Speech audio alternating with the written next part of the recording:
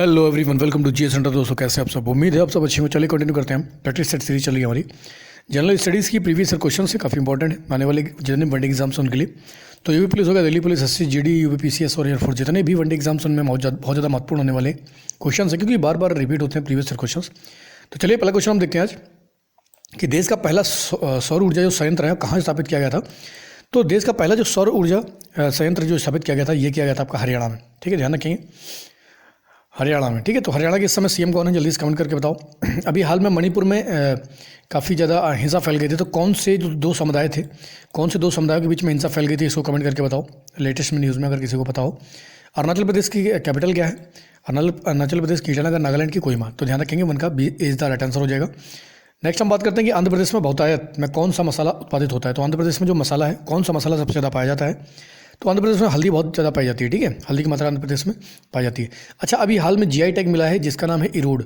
तो इरोड हल्दी को जीआई टैग दिया गया है। तो इरोड हल्दी किस राज्य की है, जल्दी से कमेंट करो, बताओ दो। इरोड हल्दी को जीआई टैग दिया गया था, तो किस राज्य की है? तो टू का सी इज द राइट आंसर हो जाएगा हमारा। ठीक है, ध्यान रखेंगे इसको। नेक्स्ट हमारा क्वेश्चन है कि किसी चुंबकीय क्षेत्र, नेक्स्ट क्वेश्चन का है हमारा, किसी चुंबकीय क्षेत्र के क्षैतिज अवयव की तीव्रता का मान कितना होता है? तो चुंबकीय क्षेत्र के क्षैतिज अवयव की तीव्रता की बात कर रहा है ये, तो इसका मान कितना होता है? 0.34 गॉस। सबको पता होना चाहिए 0.34 गॉस होता है। 3 का 20 द राइट आंसर हो जाएगा। नेक्स्ट हम बात करते हैं भारत की राष्ट्रीय आय का अनुमापन कौन करता है। तो भारत की जो राष्ट्रीय आय है उसका अनुमापन कौन करता है? ये करता है CSO, सेंट्रल स्टैटिक जो ऑर्गेनाइजेशन होता है वो करता है CSO। ठीक है, ध्यान रखेंगे इसको। 4 का सी इज द राइट आंसर हो जाएगा हमारा। योजना आयोग के प्रथम अध्यक्ष कौन थे? योजना आयोग का गठन कब हुआ था? तो योजना आयोग का गठन आपका 1951 में हुआ था। ठीक है, ध्यान रखेंगे। योजना आयोग का अध्यक्ष कौन होता है? प्रधानमंत्री होता है।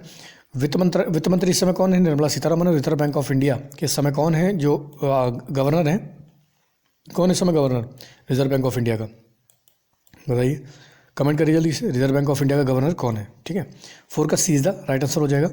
नेक्स्ट हम बात करते हैं कि एशिया का सबसे बड़ा प्रकाशिक दूरदर्शी यंत्र कहाँ लगाया गया है। तो यहाँ पर टेलीस्कोप की बात कर रहा है ये। तो एशिया का सबसे बड़ा टेलीस्कोप कहाँ लगाया गया है? ये कालाबूर में लगाया गया है। ध्यान रखेंगे इसको। 5 का सी इज द राइट आंसर हो जाएगा हमारा। नेक्स्ट हम क्वेश्चन देखते हैं कि भारतीय वेतन निधि, भाई वेतन नीति का आधार क्या है? तो वेतन नीति का जो आधार है ये क्या है? तो वेतन किस आधार पर दिया जाता है? न्यूनतम आवश्यकताओं के आधार पर दिया जाता है। बहुत अच्छा क्वेश्चन पूछा गया है। तो न्यूनतम आवश्यकताओं के आधार पर ही वेतन निर्धारित किया जाता है। तो 6 का B is the right answer हो जाएगा हमारा। नेक्स्ट हम बात करते हैं कि एड्स का जनक कौन होता है। तो एड्स जो होता है वो किसकी वजह से फैलता है? विषाणु, कवक, जीवाणु। तो एड्स क्या है? Acquired immuno deficiency of syndrome, AIDS. ठीक है, फुल फॉर्म क्या है? AIDS। तो acquired immuno deficiency of syndrome है। ये किसकी वजह से फैलता है? ये वायरस है। ठीक है, तो कई कारणों से फैलता है ये। सेक्सुअल इंटरकोर्स से फैलता है। बाकी अगर आप गलत सिरिंज यूज़ कर लेते हैं किसी पेशेंट का जिसको एड्स हो रखा है, या ब्लड डोनेशन करता है कोई एड्स पेशेंट, तो उस वजह से हो जाता है। तो काफ़ी कारणों से हो जाता है, लेकिन मेनली जो इसका कारक होता है वो क्या होता है? वायरस होता है। तो 7 का ए इज द राइट आंसर हो जाएगा हमारा। मलेरिया के लिए प्रोटोजोआ होता है। बाकी हैजा के लिए आपका जीवाणु बैक्टीरिया हो जाता है। कवक, फंगस, इसको भी ध्यान रखेंगे। तो 7 का ए इज द राइट आंसर हो जाएगा हमारा। नेक्स्ट हमारा क्वेश्चन है कि भारत में कृषि योग्य भूमि की सिंचाई का मुख्य स्रोत क्या है। तो जो कृषि योग्य भूमि है उसकी सिंचाई का मुख्य स्रोत भारत में क्या है? तो किसके द्वारा सबसे ज़्यादा सिंचाई होती है? नहरें। तो अधिकतर नहरें के द्वारा ही सिंचाई होती है भारत में जो सिंचाई योग्य भूमि है। लेकिन अगर भारत उत्तर प्रदेश में बात करी जाए, यूपी में, तो यूपी उत्तर प्रदेश में सबसे ज़्यादा जो सिंचाई होती है वो किससे होती है? ये होती है आपकी नलकूपों से। किससे होती है? नलकूपों से। तो ध्यान रखेंगे इसको भी। भारत की बात करता है अगर जो सिंचाई होती है वो नहरों से होती है पूरे भारत में, और उत्तर प्रदेश में पूछता है तो नलकूपों से। 8 का सी इज द राइट आंसर हो जाएगा हमारा। नेक्स्ट हम बात करते हैं निम्नलिखित में से रबी की फसल कौन सी है। तो इनमें से कौन सी रबी की फसल है? अब रबी की फसल क्या होती है आपकी? ठंड में होती है। कहाँ होती है? ठंड में। ठीक है, तो गेहूं है, सरसों है, चना, तीनों ही चीज़ें आपको, सरसों का साग खाने को मिल जाता है ठंड में, चने का साग, सरसों का साग, बाकी गेहूं। तो इनमें से सभी, तो ये चारों के चारों ही तीनों के तीनों राइट आंसर हो जाएंगे। तो 9 का D is the right answer हो जाएगा। ये रबी की फसलें हैं, मतलब नवंबर के आसपास इनकी बुआई होती है, बाकी मार्च वार्च में कटाई हो जाती है। तो 9 का D is the right answer हो जाएगा हमारा। नेक्स्ट हम बात करते हैं सी डॉट किससे संबंधित है। तो सी डॉट किससे संबंधित है? ये कंप्यूटर से संबंधित है। तो 10 का ए इज द राइट आंसर हो जाएगा। ध्यान रखेंगे। नेक्स्ट हम बात करते हैं कि भारत में पर्यटन एवं होटल उद्योग को कौन बढ़ावा देता है। तो भारत में पर्यटन और होटल उद्योग को बढ़ावा देने का काम किसका होता है?